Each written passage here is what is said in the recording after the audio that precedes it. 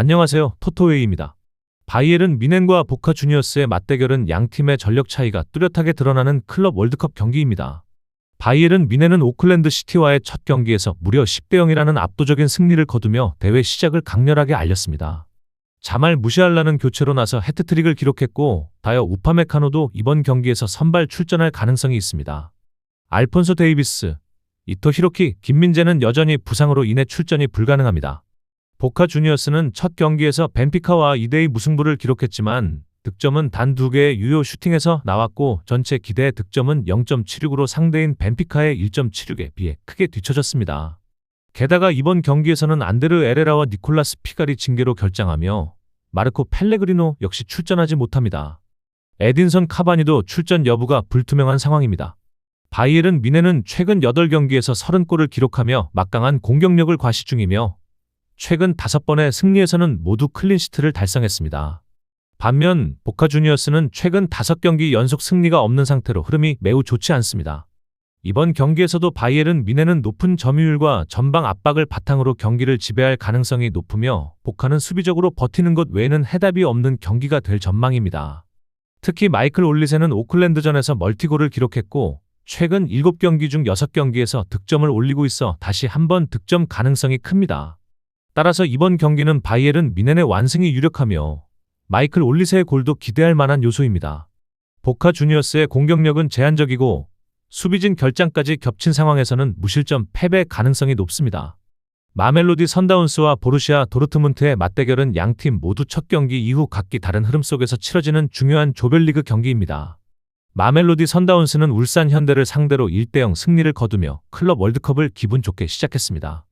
부상자나 징계 없이 완전한 전력을 유지하고 있으며 직전 경기에 나섰던 선발 명단을 그대로 유지할 가능성이 높습니다. 하지만 경기력 자체는 인상적이지 않았습니다. 득점 장면은 상대 수비의 허점을 잘 공략한 것이었으나 전체적인 기회 창출 능력은 제한적이었고 상대의 속공에도 불안한 모습을 보였습니다.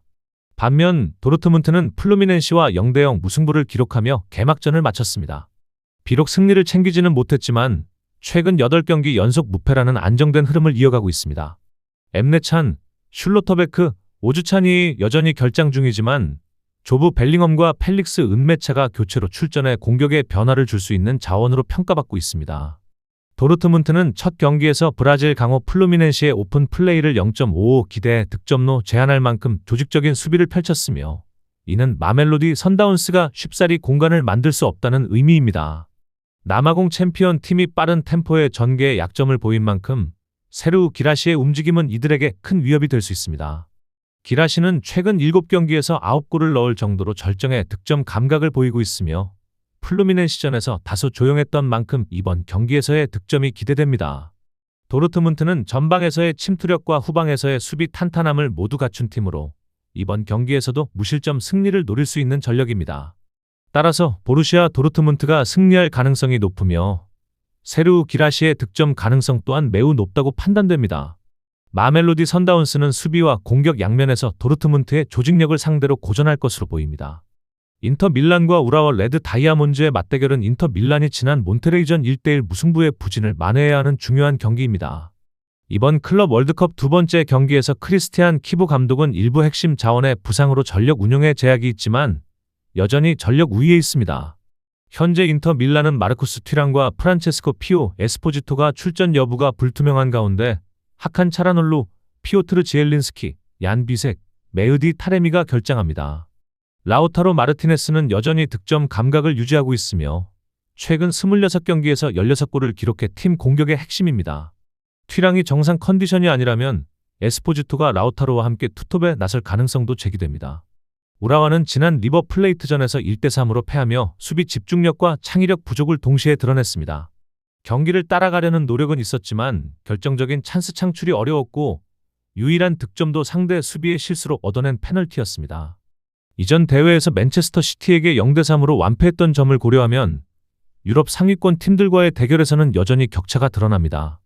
인터 밀란은 최근 7경기 중 3경기를 무실점 승리로 가져갔고 수비 조직력에 강점을 보입니다. 우라와가 오픈플레이 상황에서 득점을 기대하기 어려운 만큼 이번 경기에서도 인터의 무실점 승리 가능성은 높다고 판단됩니다. 결론적으로 이번 경기는 인터 밀란의 전력 우위와 라우타로 마르티네스의 결정력이 승부를 가를 가능성이 크며 인터 밀란이 승리할 가능성이 높은 경기로 전망됩니다. 플루미넨시는 이번 경기에서도 예페르슨 소텔도와 오타비오가 부상으로 결장합니다. 최근 보루시아 도르트문트와의 0대0 무승부 당시 선발 라인업에 특별한 문제가 없었던 만큼 이번 울산전에서도 큰 변화 없이 동일한 전력을 유지할 가능성이 높습니다. 한편 울산 현대는 부상자나 징계 이슈 없이 완전한 전력으로 이번 경기에 임하게 됩니다. 클럽 월드컵 첫 경기에서는 마멜로디 선다운스에게 0대1로 패했으며 이로 인해 최근 2연패의 부진을 이어가고 있습니다. 플루미넨시는 도르트문트전 무승부 이전까지 4연승을 달리던 팀으로 해당 무승부를 포함해 최근 7경기 연속 무패를 기록 중입니다. 도르트문트를 상대로도 경기 전반적으로 우위를 보이며 두 차례 결정적인 득점 기회를 놓쳤고 경기력 면에서 높은 수준을 유지하고 있음을 보여주었습니다. 울산은 선다운스전에서 VAR 판정으로 두 골이 취소되며 아쉬운 결과를 얻었지만 이번에 상대하는 플루미넨시는 그보다도 더 강한 전력을 보유한 팀입니다. 플루미넨시는 지난 시즌 브라질 세리에A에서 13위에 머물며 다소 부진했지만 이번 대회에는 티아고 실바가 수비를 이끌고 에르쿨레스, 아구스틴 카노비오, 에베랄도 등 새로운 전력들이 빠르게 녹아들면서 이변의 주인공이 될 가능성도 거론되고 있습니다.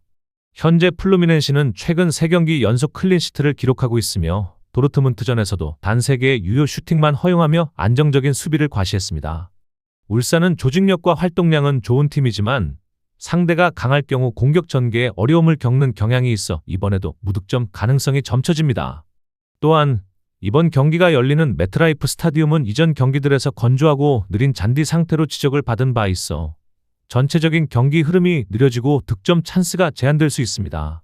결론적으로 플루미넨시가 울산을 상대로 무실점 승리를 거둘 가능성이 높으며 잔디 상태와 상대 스타일을 고려하면 로우 스코어 경기 양상이 될 가능성이 큽니다.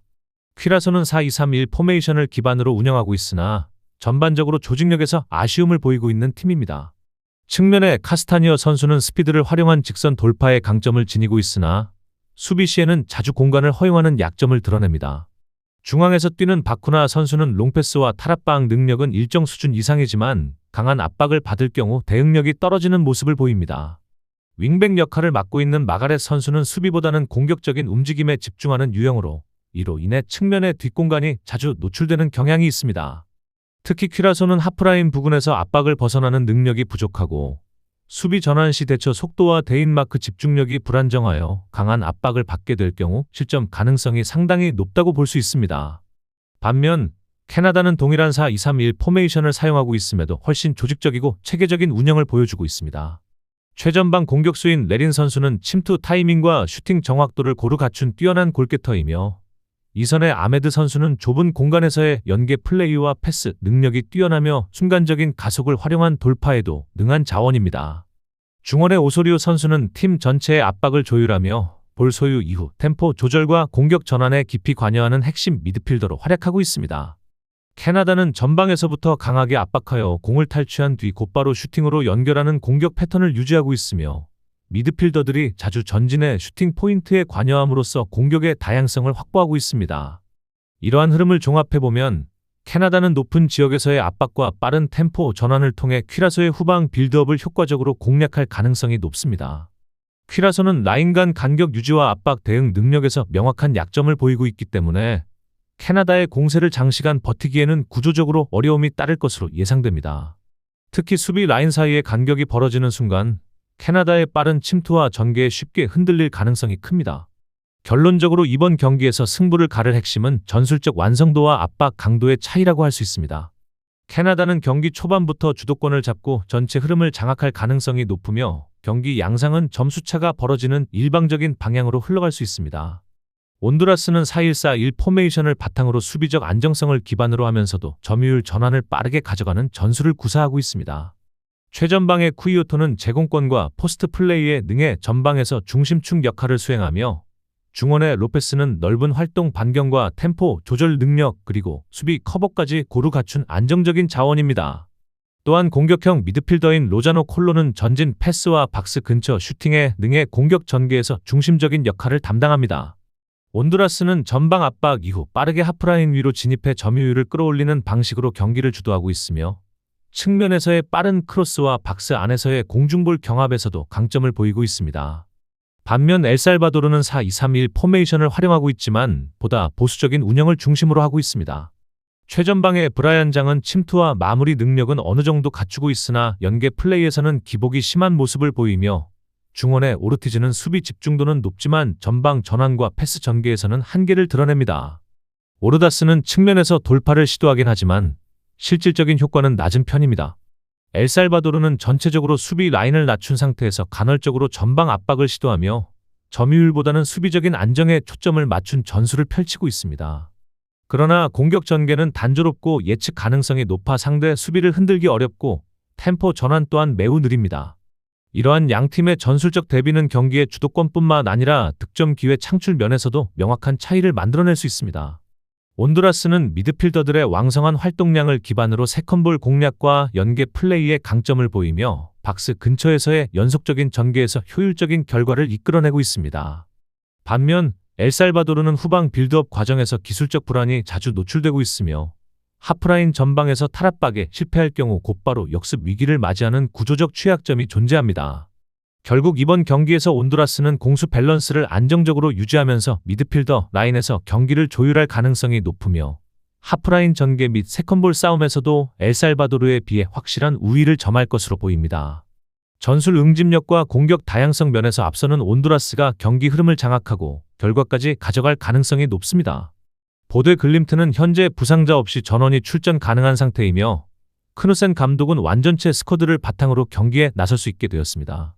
최근 두 경기에서 연달아 4-0 승리를 거두었으며 그중 한 경기는 친선 경기였지만 전력의 흐름은 매우 긍정적입니다. 이번 불안과의 맞대결에서도 큰 변화 없이 유사한 선발 라인업이 예상되며 특히 최전방의 카스페르 헤흐는 리그 8경기에서 7골을 기록 중으로 좋은 골 감각을 이어갈 전망입니다. 불안은 반면 전력 누수가 있는 상황입니다. 요나스 토르스빅, 니클라스 카스트로, 니클라스 옌센 바스베리, 사카리아스 옵살 등이 부상으로 결장합니다. 공격진에는 아우네 헤게베가 선발 출전할 가능성이 높으며 그는 리그 11경기에서 7골을 기록하며 꾸준한 득점력을 보이고 있습니다. 바르드 핀네와 마즈산데가 함께 공격진을 구성할 것으로 예상됩니다. 보드 글림트는 창단 후 104년간 엘리트 세리엔 우승과는 인연이 없었지만 2020년에 첫 우승을 차지한 뒤 2021년에도 정상에 오르고 2022년에는 준우승, 그리고 2023년과 2024년에는 다시 연속 우승을 거머쥐며 노르웨이 최고의 클럽으로 자리 잡았습니다. 크누센 감독은 2018년 1월부터 팀을 이끌며 이 모든 상승세를 주도해왔고 이번 시즌 역시 6년 중 5번째 우승을 노리고 있습니다. 올 시즌 초반에는 유로파리그에서 토트넘의 준결승에서 탈락하는 등 유럽 무대에 집중하면서 리그 일정이 다소 지연되었지만 현재까지 리그에서 8경기를 치르며 5승 1무 2패로 승점 16점을 확보, 5위에 올라 있습니다. 선두 바이킹 FK와는 13점 차이지만 4경기를 덜 치른 상황이므로 아직 우승 경쟁에서 멀어지지 않았습니다. 토트넘과의 유럽 대항전 이후에는 다소 흔들리는 모습을 보이며 리그 5경기 중 3경기에서 패배했지만 최근 AIK와의 친선전 포함 2경기 연속 4-0 완승을 거두며 분위기를 다시 끌어올리고 있습니다. 특히 홈에서 불안을 상대로 최근 4경기 연속 무패를 기록하고 있어 자신감을 갖고 이번 경기를 맞이하게 됩니다. 불안은 2021년 1부 리그에서 강등됐지만 바로 다음 시즌 승격에 성공했고 복귀 후 2시즌 연속 준우승을 기록하며 다시 정상권 전력을 회복한 팀입니다. 공교롭게도 2시즌 모두 보드 글림트에게 우승을 내줬으며 이번 시즌 역시 다시 한번 치열한 선두 경쟁 중입니다. 현재 승점 23점으로 2위에 올라 있으며 경기 수가 적은 바이킹과의 격차를 줄이기 위해 이번 경기가 매우 중요합니다. 비록 불안은 최근 보드 글림트와의 3차례 맞대결 중 2번을 이겼지만 원정 경기에서는 4경기 연속 승리를 거두지 못하고 있어 어려운 도전이 될 것으로 보입니다. 전체적인 전력, 홈 이점, 최근 분위기를 고려했을 때 이번 경기는 보드 글림트가 승리할 가능성이 높습니다.